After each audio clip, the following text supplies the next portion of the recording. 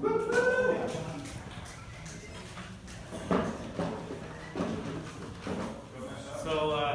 I'm going to start out presenting. Jonathan hasn't seen the deck, so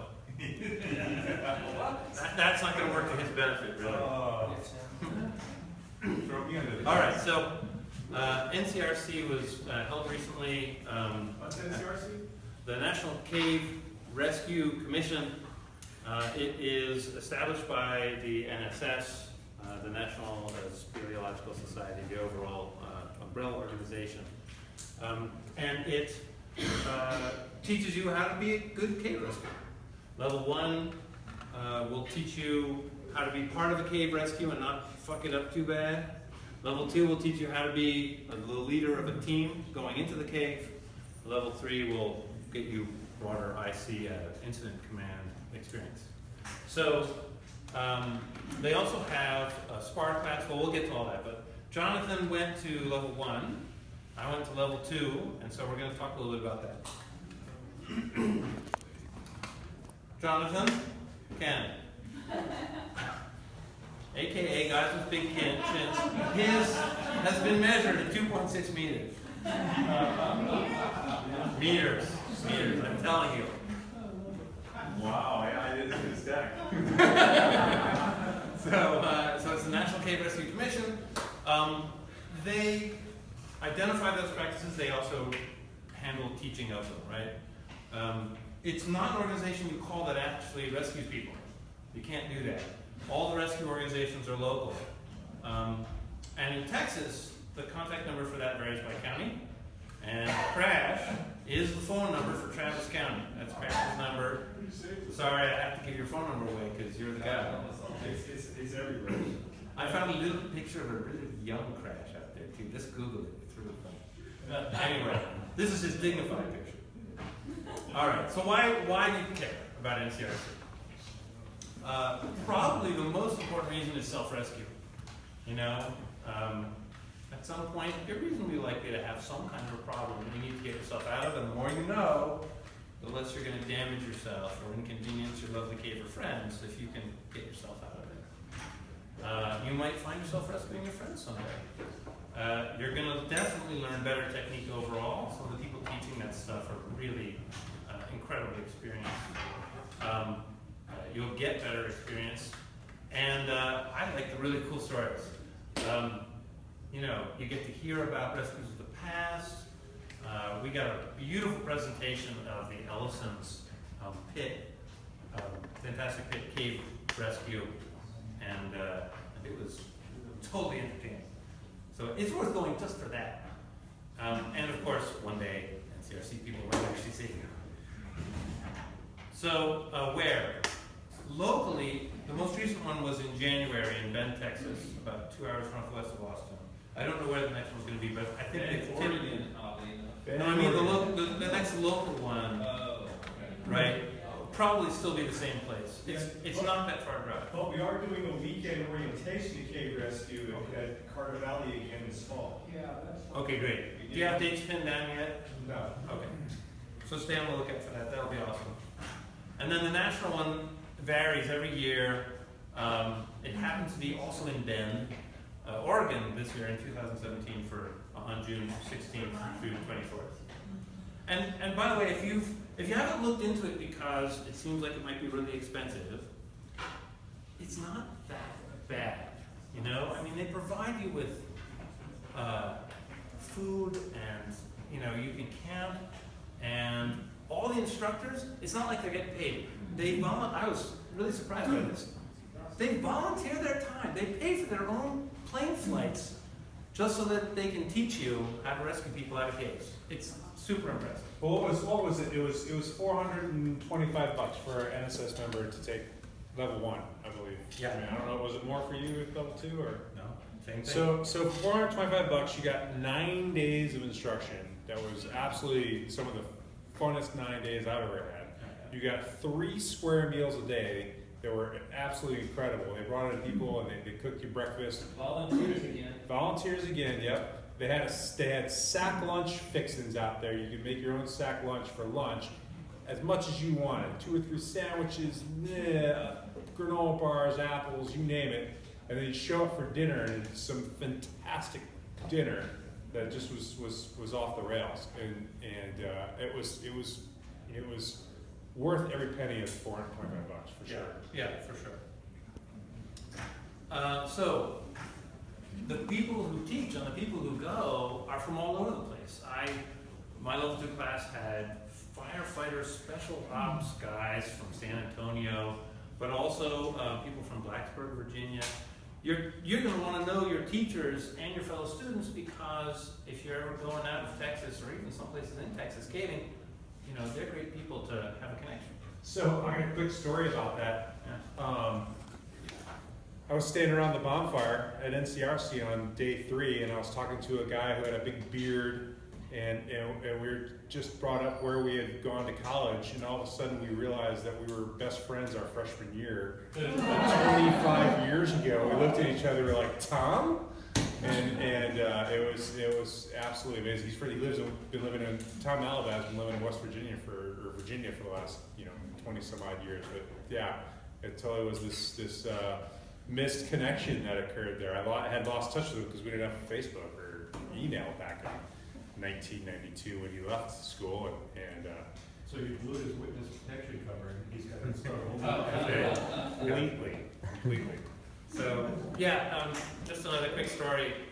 Along the same lines, there's another different Tom who it is his job to test equipment to failure.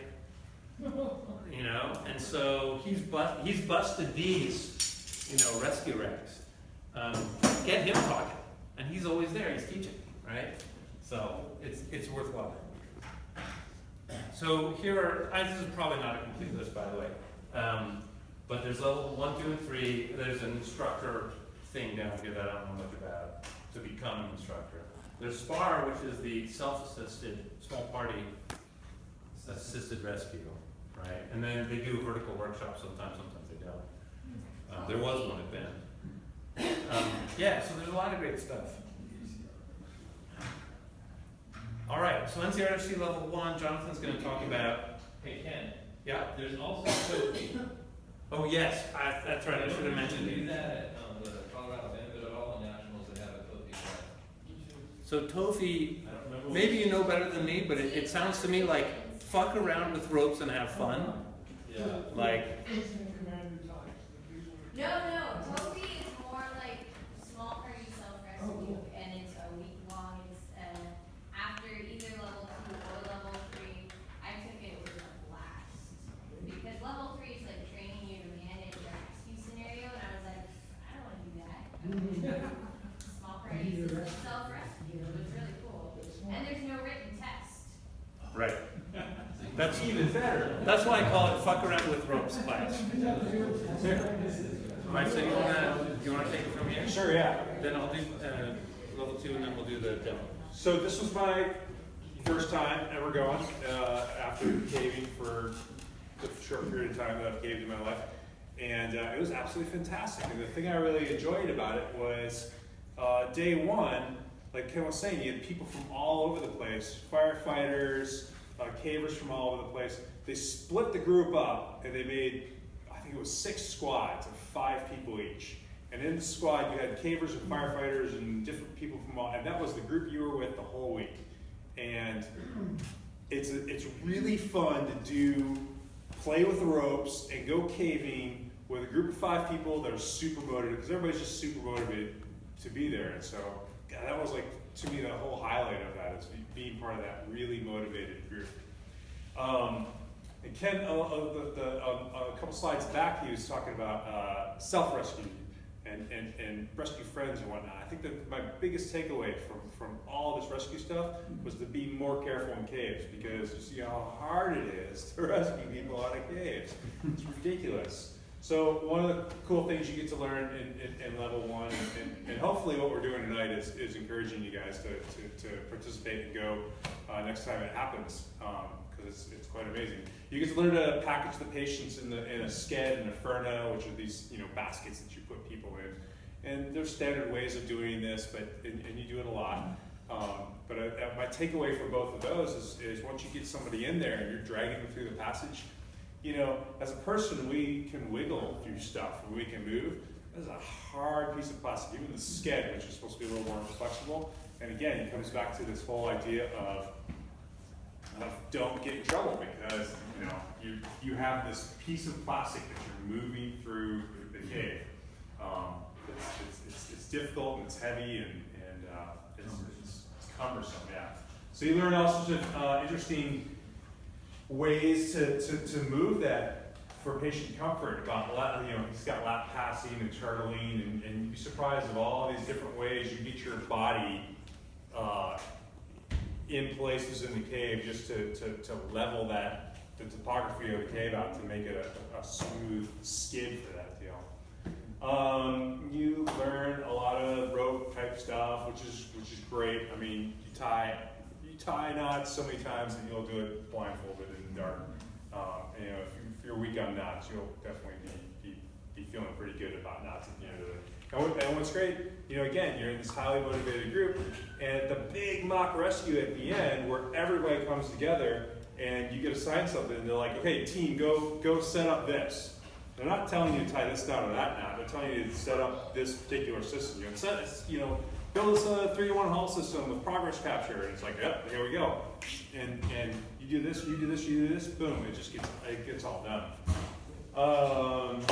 You run through some basic medical. They spent a good half day for people who aren't medically trained, and you get a good idea of how to assess a patient, how to identify certain conditions, and what you can do about that stuff. And that was really good training, I thought. You get to learn about the incident command system. So since 9/11, pretty much every level of kind of governmental agency, rescue type agencies has adapted the NEMA system.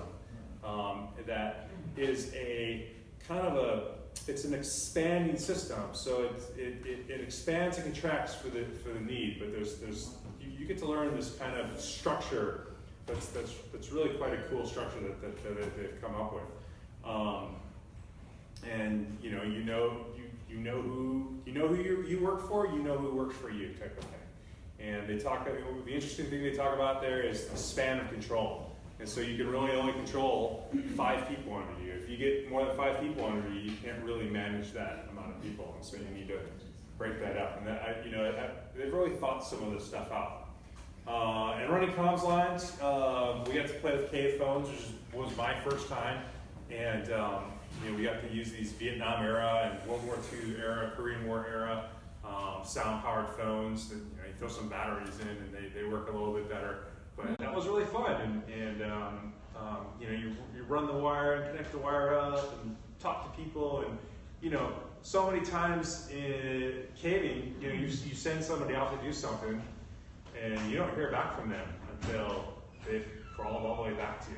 Having this communication system at every sort of node along the way was really interesting and eye-opening. So I threw in a couple photos. There's a Furno. This obviously is outdoors, but you can see the rope pads, and you strap into the Furno, and you learn how to get all that done. So go back one real quick. Yeah. This is actually the hardest part, is not dragging them through the cave, but like vertically hauling a Furno is getting them over the edge. It's one of the toughest parts. And so they've worked out a lot of different systems where you rig up the Furno to be able to get people over that edge. It's kind of going from this over the edge is a real pain in the ass. And they've worked out some really cool ways, standards of doing it. Packaging a patient here, try to keep them warm with the tarps and whatnot. This is from my NCRC in Minton, Alabama, my level 1, and it's pretty fun to just be there with them.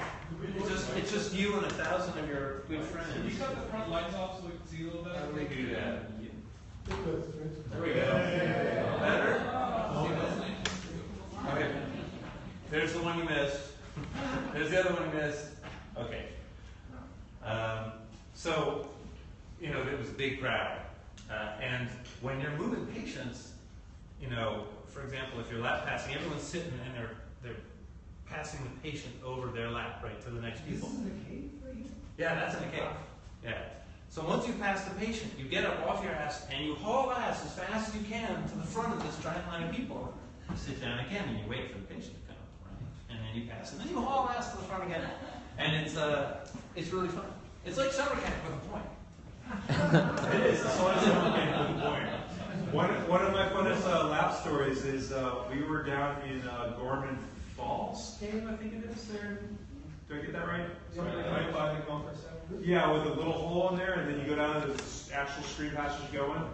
And so we had to package the patient in the stream passage, but not get him wet. So we had to do it on our laps, which was a whole lot of fun. And the guy they chose was the biggest firefighter on our squad. So.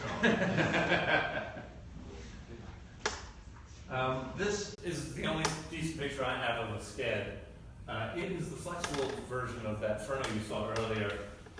And you have a little bit more of a hope in hell of getting someone through something small or twisty with the sked. Because it's flexible, of course you can't see it, but you have a special thing called an Oregon spine splint or some form of spine splint under the patient, holding them, especially if they've had a fall, so that you don't cut their spinal cord moving. And this is just a sample of what a class looks like. Everyone's hanging out with their notes, and you get this big thick book that tells you all sorts of cool stuff. You get a lot of outdoor instruction.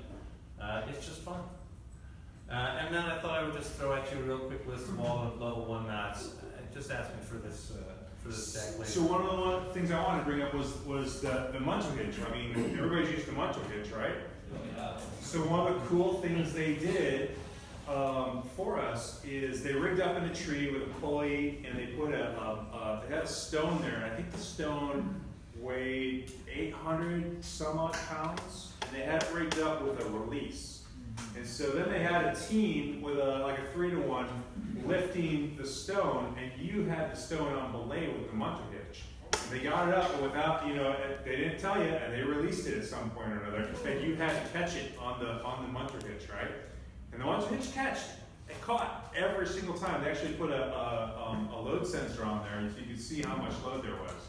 And it was interesting. The more load you got, the quicker you caught and mine was like 1,200 pounds that showed up on the dynamometer.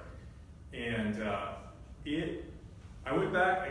When I did mine, I was first to catch it, right? And I got in the back of the line so I could do it again. And it was super confidence building, right? Like, who's caught a load on a Muncho hitch if you haven't done it at NCRC? And it's like you use it all the time. Maybe you belay somebody with it or something. You use the Muncho hitch, but however you caught that load, and so it was just like really confidence inspiring. Yeah. The other thing I want to point out is the trucker's hitch, which started out super intimidating, turned out to be really simple once I had done it a billion times. The most useful thing to work through. Yeah, it's incredibly useful. It looks like a mess, right? Oh, and by the way, there's a beautiful website online for all these knots. I'll share anyone who wants to just email me and I'll share the URL. All right. Anything else to talk? I think also there's things, through my short caving career, I've been mentored by a lot of people, and I've either learned things wrong or I got taught on several things that I've used through the years that are probably safe, maybe not so safe. There were things that I thought were, good to go. And watching, and learning from these guys that deal with knots in their careers all the time. It was good to learn new lessons on their. What's that? A couple of examples? Well, some of the things I learned from you specifically, or.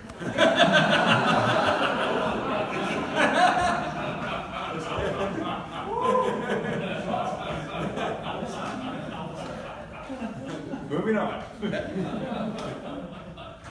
All right. So level 2, if level 1 is be a good cave rescuer, level 2 is be a good cave rescue team leader.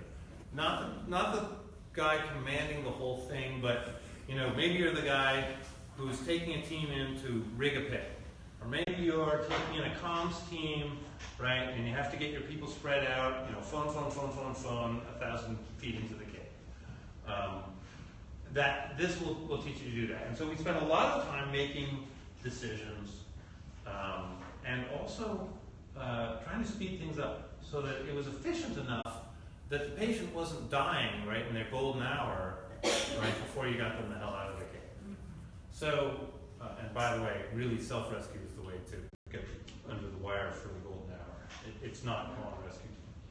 So, rigging theory, complex and compound pulley use, as well as the theory behind how to measure how much leverage you're getting. Progress capture using a separate rope or the same rope, and different progress capture devices. There was a lot more. In level 1, we used a lot of rescue senders, right?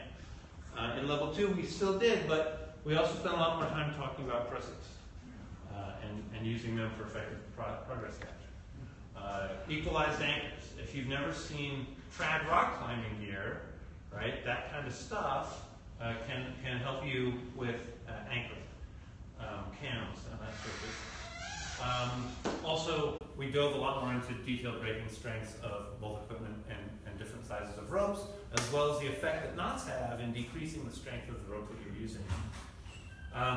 We went into some detail on high help like this that we've got rigged in the middle here. We had to rig our own without the benefit of it being this beautifully crafted multi-$1,000. Does anyone remember what this costs? I think it's close to $2,000. Yeah, a couple $1,000 or more. But we did it without that. It was just a big stick, right? And how do you get that done? Stemples, right, which are just long pieces used to brace between rock or between any two solid surfaces to hang things off of. And we did a more of a dive into medical wear, and this was confidence building for me. Sitting there with a person simulating being a patient, and you're really talking them through every single piece of the medical picture. It's not because I'm a doctor, I'm not. It's because you've got to capture that information, and you've got to get it back to command. Maybe command hasn't even shown up yet, right? So you got to get a record of it. Or if the person goes unconscious, you know, you need records of everything that you can possibly gather so that you can keep their medical situation contained. And then a lot more time with the Munter Hitch belay. And I think NCRC likes to feature this as like, you're going to learn the tandem triple rack Prusik belay with radial load release hitch. It sounds really important. So I'm actually I'm gonna show you the pieces of that thing. So it just means 2 Prusiks, right? And they're Prusiks that have been triple wrapped. But the beauty of it is, when the load is coming down hard here, you've got 2 Prusiks to grab the rope instead of just 1 Prusik to grab the rope.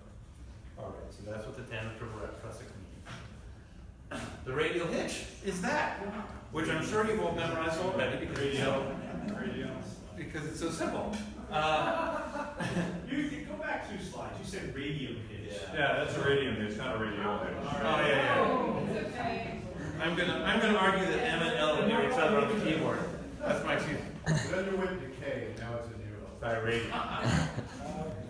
But it's actually quite simple. It's a way. What it's used for is if you've got your whole system rigged so that it's good at pulling someone up. If you need to go backwards, it can be a real pain in the ass.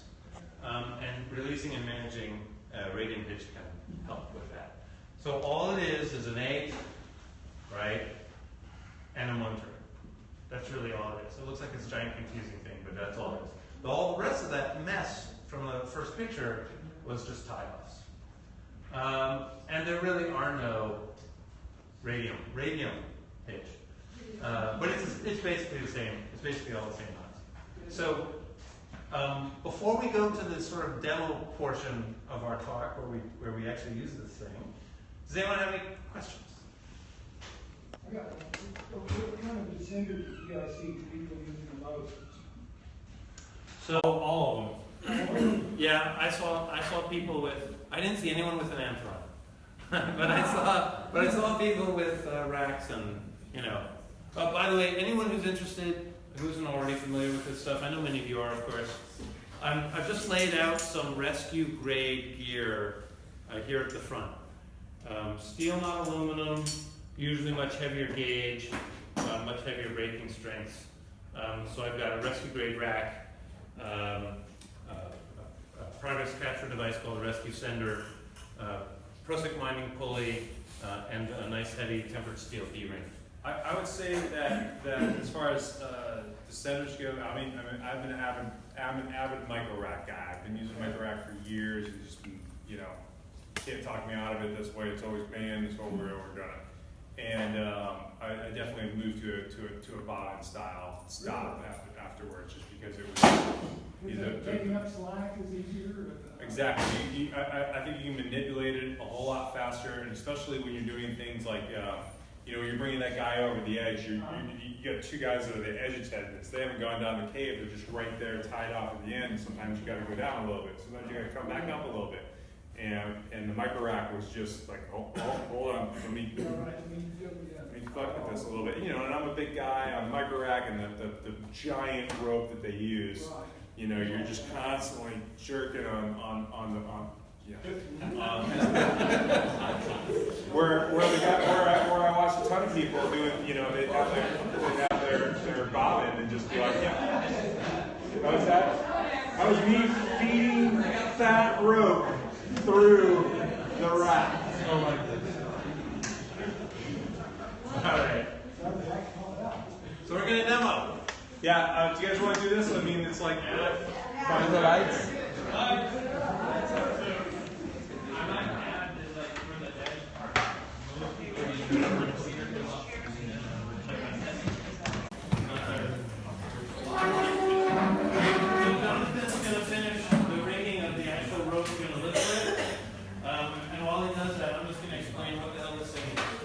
So this is very expensive piece of equipment that firefighters basically have at their disposal. And it's giving us high health. And one of the reasons we want a rigging point that's so high is what Jonathan was saying about getting people over the edge. Really hard to do without some high health. And if you're getting them through a narrow area, it's also very helpful to have this. So, what is it, right? We've got carabiners attached to the top with 8s, right? Safety, and it comes down to, it can almost be whatever you like, but this one is done with an inline 8 over here. And this one is done with a butterfly. The other two are done. That's the one with the butterfly. This is a butterfly, but we're using 2 ropes because I didn't want to use the end of the rope. So you'll see something a little different on all of these. But basically, you're creating a loop in the rope, right? You go around whatever it is you're going to support yourself with, and you come back and you go through the loop and you pull. And as you pull, it tightens and tightens and tightens and tightens.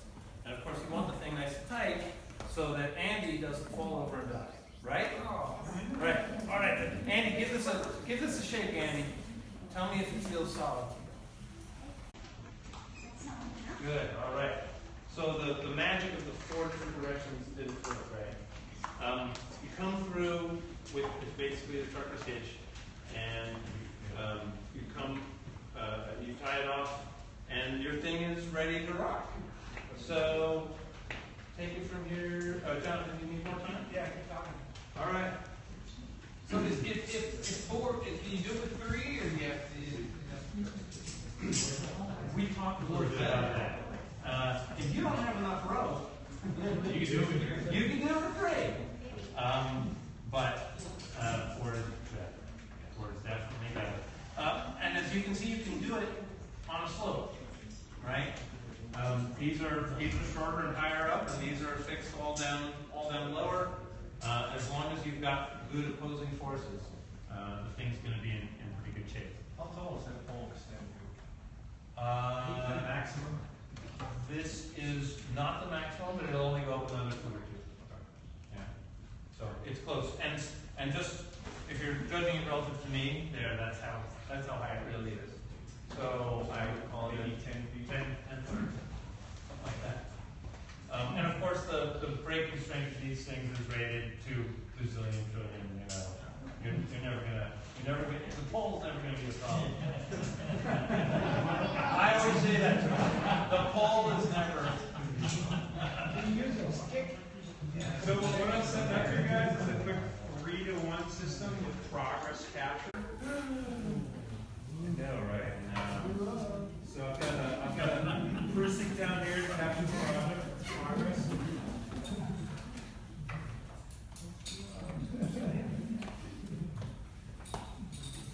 Richard and I aren't that close of friends, so. Oh boy. Hey, yes you are. You're tied in, you're a victim. If you had adequate anchoring, you could do it, but I would probably back it up with the oh yeah, so while you're finishing that, one of the things that level 2 emphasized a lot more than my level 1 was the value of back of anchor, right?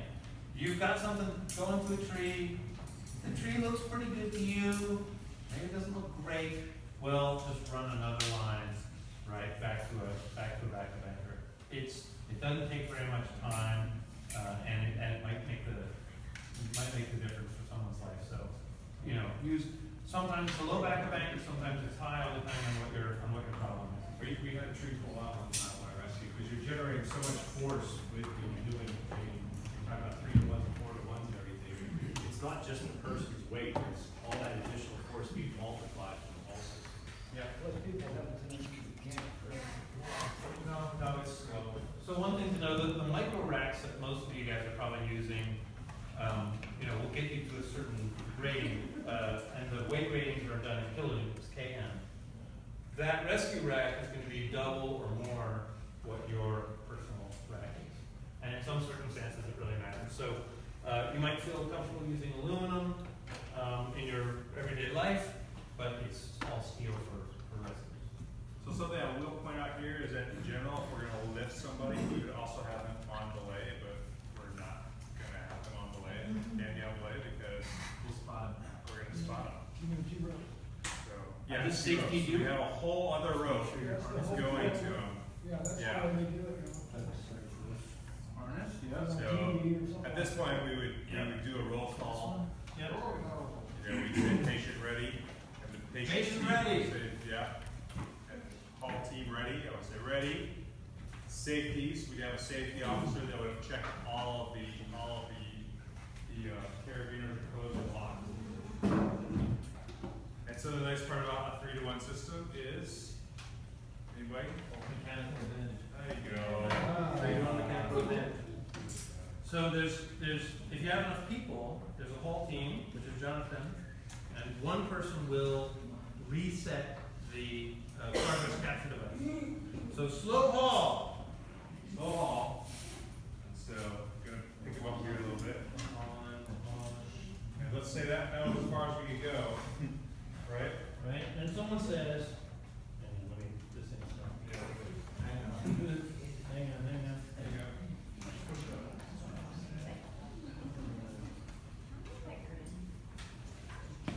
There we go. Okay, set. Set. And that's, you engage the prusik on the cord.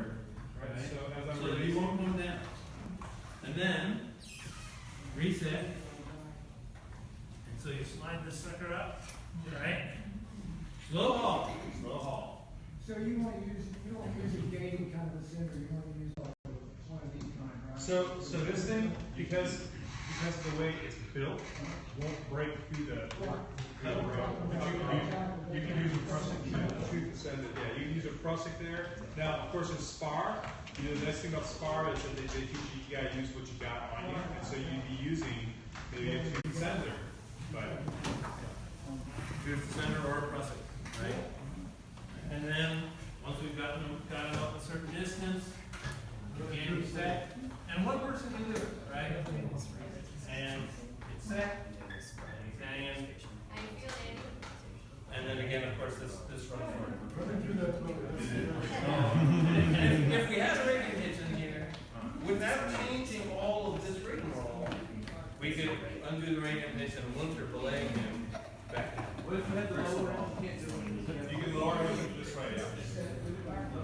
Yeah, so we set on the Prusik. So now we'll come back here. And it's flat. Stand on the Prusik for me. There you go. Now I'm minding two Prusiks. And he did that by sliding the Prusik all the way back to the pulley, right? And now I can use the same 3-to-1 advantage to the